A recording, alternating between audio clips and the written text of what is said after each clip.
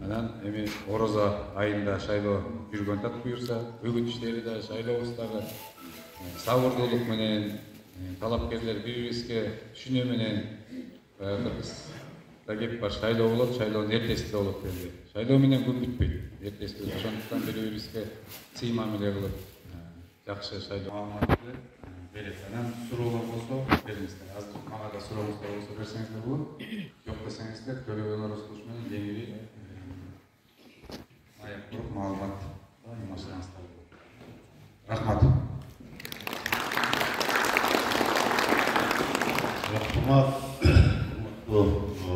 Далбек Казиевич, кеңирээк түшүндүрмө бердиңиз. Эми азыр бул жерде райондун өкүлчүлүктөрү отурат, район жетекчилери, талапкерлер отурат. Ушул биринчи райондук жергиликтүү өз алдынча башкаруу органдарына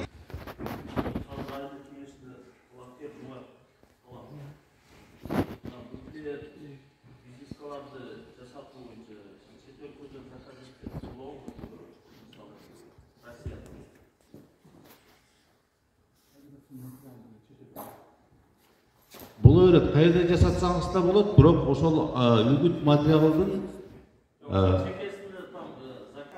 заказчик болот. Заказчиктин маалыматы болуш керек, жасаган толук жазылыш керек, баардыгы.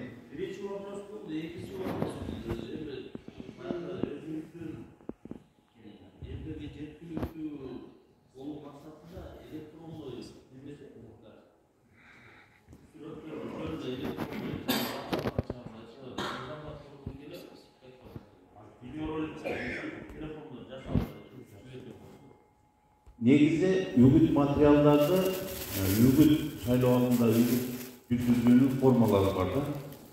Ошол формаларын ар бир талапкер өзү тандайт.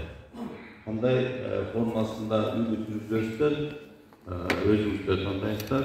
Ал эми үгүт материалдарын кандай гана үгүт материалдарын чыгарсаңыздар, аймак шайлоо комиссиясына барып каттатасыздар, бирден нускасын беришиңиздер керек. Мен мондай үгүт материалдарын чыгардым деп, ал жака бир нускасын бересиздер. Ал аймак шайлоо комиссиясына берген материалдар таркатылбаш керек да.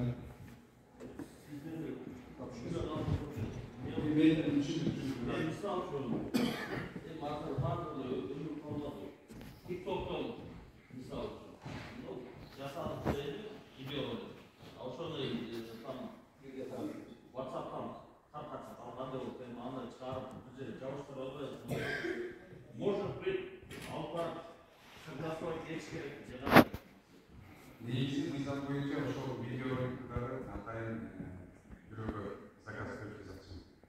Негизи. Анан жасатканын негизи мыйзамда болуш керек. Бул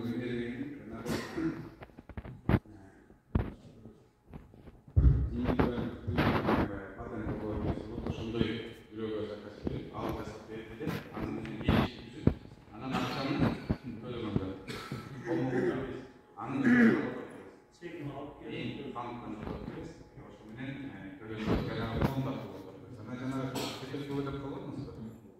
ал жерде